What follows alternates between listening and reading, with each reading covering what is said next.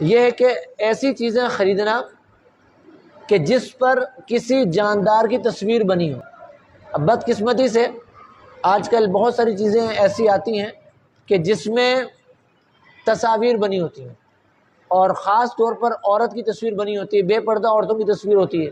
اب آپ صابن لینے جائیں، اب بسا اوقات صابن کی جو وہ کور ہوتا ہے اس پر بھی عورت کی تصویر بنی ہوئی ہے۔ تو اب سوال یہ پیدا ہوتا ہے کہ ایسا صابن خریدنا کیسا کہ جس پر تصویر بنی ہوئی ہے؟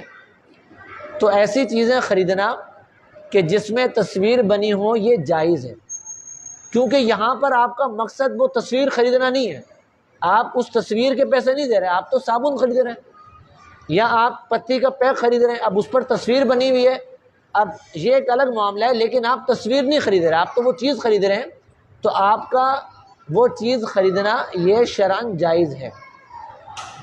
لیکن اس حوالے سے دکاندار کو یہ چاہیے کہ وہ ایسی پروڈکٹ کے جس پر تصویر بنی ہو اس کو نمایاں کر کے نہ رکھے، تصویر کو نمایاں کر کے نہ رکھے، اس سے بچے۔ باقی آپ کا وہ چیزیں خریدنا جائز ہے۔ اب آپ کوئی کتاب خریدتے ہیں، اب جیسے بچوں کے لیے جو ہے وہ اسکول کی کتابیں خریدتے ہیں، اب کتابوں میں تصویر وغیرہ بنی ہوتی ہیں، تو وہاں پر وہ تصویریں خریدنا مقصد نہیں ہوتا بلکہ وہ کتابیں خریدنا مقصد ہوتا ہے۔ تو یہاں پر چونکہ خریداری میں وہ تصویریں مقصود نہیں ہیں، لہٰذا یہ خریداری کرنا شرعاً جائز ہے۔